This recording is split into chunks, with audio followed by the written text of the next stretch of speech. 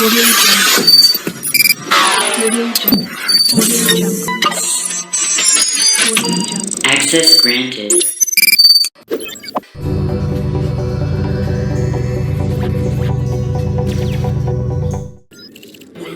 Welcome to the channel. Please subscribe. Welcome to the part 2 of One Piece anime's review. Now the last time when we were online on the YouTube, we reviewed quite a few elements of One Piece, and continuing on from that, let's review some more elements before I conclude this episode for all. However, if you are keen on viewing the first part, kindly check the link in the description box or even the end card. I kind of like Jinbei, okay, and he's a pretty level-headed person, which kind of adds to an advantage. The devil fruit is the main element of the One Piece anime, the one which begins a journey, the one which is used in the action sequences, and the one which is scattered all around the areas of the One Piece world. The story writers and the crewmates and the crew use this devil fruit as the main source of action in the One Piece anime because 100% of the action sequences, or most of the action sequences in One Piece, every hero or villain has his own devil fruit power. This is not some random scene where in a movie the hero and villain are using some form of guns, heckler and coach MP5. The devil fruit's role is similar to as of the spinach in Popeye series rule, except that the devil fruit grants some extraordinary powers. Different types of devil fruits have different types of powers, and it remains for a lifetime. As you can see on the internet, I'm gonna see this. There are literally so many devil fruits in the One Piece world. They're even classified into 3 forms, which is the Paramecia, which is the Swan, and which is the Logia. Oh, not Logia, it's Logia. Sorry, it's Logia. I also like the way how it is explained that the devil fruit's weakness is the exposure to water, mostly seawater. And because the way they say in the anime that like the sea resents the devil fruit powers and it rejects it, so that is why a devil fruit user resents the devil fruit powers and it rejects it, so that is why a devil fruit user becomes weak underwater. The devil fruit causes inability for the body to move underwater and makes it like a hammer. Ironically, Luffy's journey is to become a pirate king, and for that he has to sail miles and miles away. So his journey is basically all the sea transport, and Luffy himself being a devil fruit user who is extremely weak to underwater, he is journeying in an area full of seas. That's one heck of a bold move. And how does Luffy not die? How does he manage to survive to all of that? It can be answered in the 21st century's unsolved mysteries. Well, that's Luffy.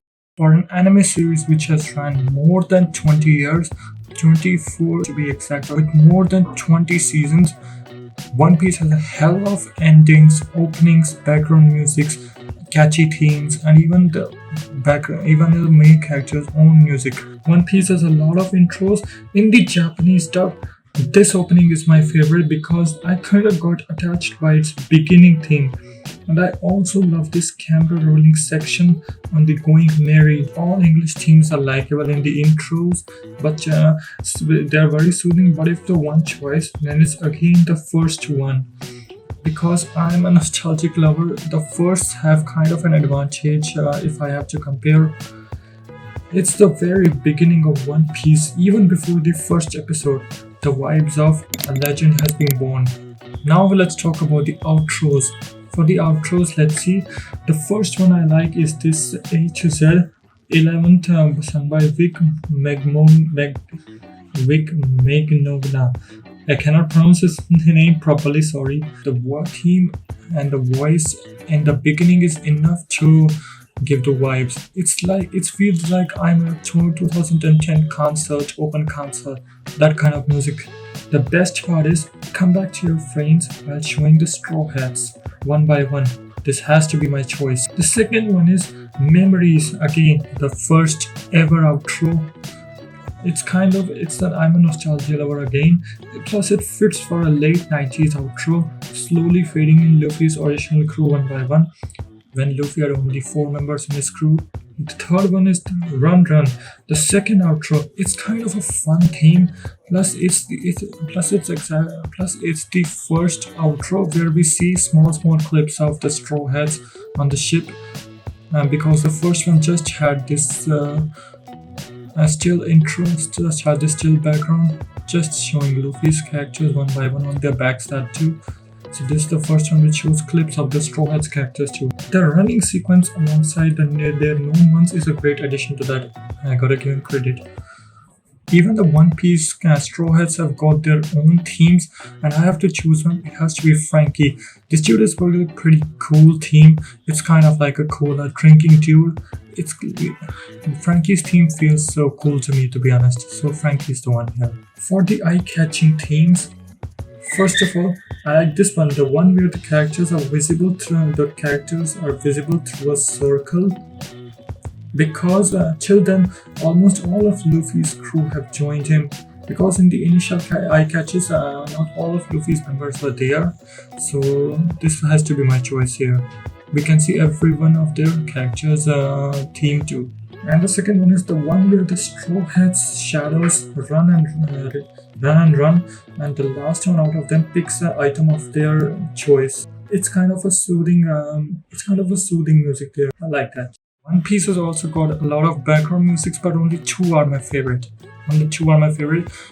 Of totally opposite genres. So let's see. The first one is the Golden Odin. You know, the sad song which is usually played during the flashbacks or stories of the main characters. This theme sinks deep in our hearts. It's sad, it's heartbreaking, and it's very beautiful to hear. This is definitely one of the most used themes in One Piece anime in 25 years. It's mainly used in the characters, stories, and flashbacks. It gives that vibe of a serious note. Whoever wrote and played this song is an immortal legend. And it's this one, the angry theme. The moment you realize the devil fruit powers are gonna be used soon. Best you figure out yourself. One Piece, despite being a funny and adventurous anime filled with so much humor, it's also got some very powerful quotes which are usually regarded with a lot of animes and movies, which is definitely needed in today's world. Maybe these animes have even more powerful quotes than someone who can teach us. Let's see the quotes. I'm not gonna say all the quotes, I'm just gonna present images because it's gonna be very long, but I am gonna talk about one of my favorite quotes.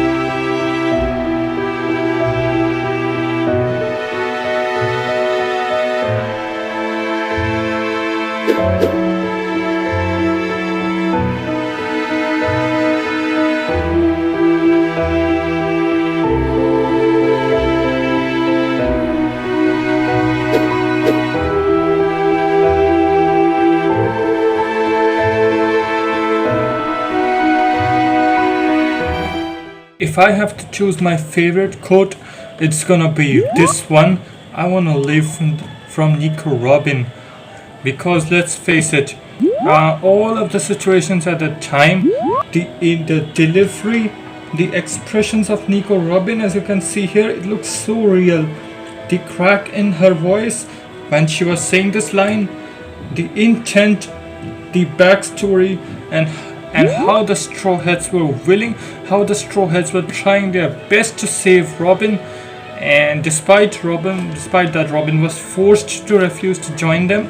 And even Nico Robin understood that she has finally been surrounded by some very good people after so many years, when she was wanted by the government, and she now realizes that they're putting their asses on the line for saving her. It's not surprising how she delivered that line. She finally felt like she had some good people alongside her. One Piece's script is executed almost very well. We come to know about the devil fruit powers, how Luffy received his hat, how Shanks lost an arm, Nami and Oolong's long history, Sanji being a wind smoke, Luffy's aim to be a pirate king and finding the One Piece, Chopper's tragic backstory, Zoro's aim to defeat Mihawk, how Buggy knew Shanks, how Ace died. It's a very very long story, obviously in a 1000 episode anime. There's just one question that is in my mind, that again, how did Zoro get a scar in his left eye after the time skip? It was a Did I miss the scene where he cut his eye, or was it just was his eye just shown as cut after the time skip saga? Anyways, I haven't read the manga also, so maybe I have to read the manga also. Maybe I'll find there. So, but for now, I don't know how Zoro got a scar. Anyways, if there are One Piece fans who know about this, how Zoro got that left scar in his eye, please care to tell in the comment section box. One Piece had so many epic moments and so many memorable episodes, emotional episodes in a span of so many years. And obviously, I'm gonna count on some of my favorite moments. But for some information, just think of it yourself. A single line, even a small but highly animated battle, farewells, are just enough to even make a filler episode a canon. I'm not that extremely fond of filler episodes. They're just some additions to elongate a particular series. If a series makes you even excited for a filler episode, that series or anime has done a commendable job. Anyways, counting down to some of my moments here, I'm gonna list only a few because there are so many. Usopp versus Luffy battle. It was literally so difficult to watch Usopp battle Luffy like that. Despite knowing that he is not stronger than Luffy, he would likely lose, and he did very badly. And I know that I feel for Usopp. He just wasn't ready to part ways with the Going Merry yet. And he was kind of emotionally drained. He was attached to the Going Merry as like other Straw Hats.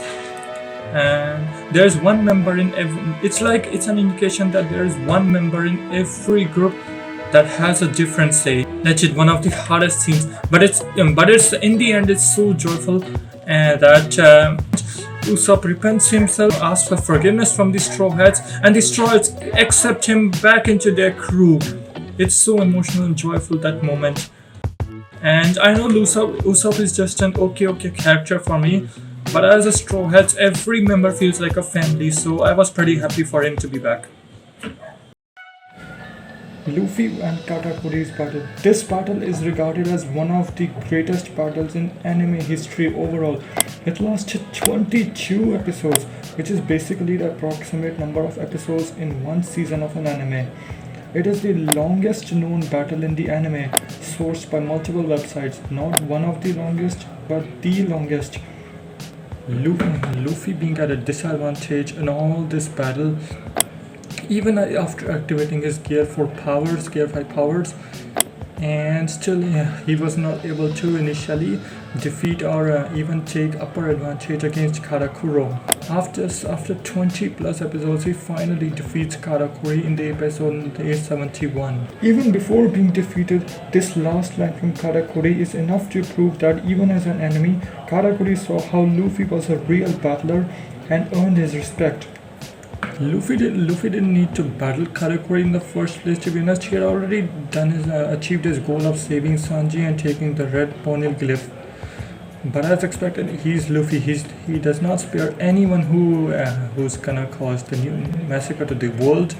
And even when he's at a disadvantage, because that's Luffy, that's his unwavering determination of being a pirate king, and that's a future growth to his character development. The fact that he took this risk before even knowing that he was the underdog, but it's again Luffy. Luffy might look stupid on the outside, but on the inside he's a vicious beast when it comes to battling enemies. Breathtaking. So I think I've covered up basically all the One Piece anime. I've covered everything. I don't think I've missed anything. And I think that's it for the final review. It's been a very long video also, so I think it's best to end it here. So thank you for viewing both of the parts, and I'm gonna see you the next time, guys. So check care of yourselves, guys, and so long.